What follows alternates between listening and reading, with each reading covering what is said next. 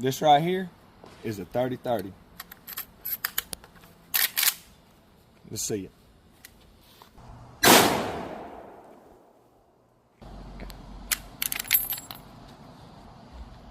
That right there is what it's supposed to look like.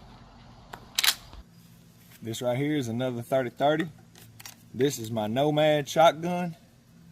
We're going to be putting this 30-30 in here, and we're going to be shooting it at that milk jug. Right here, we're going to go ahead and shoot that jug. What I think is going to happen, I done this once already. This is part 2.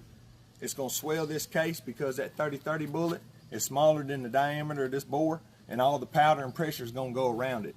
Let's see if it has any knockdown compared to the 30-30 when it comes out the right gun.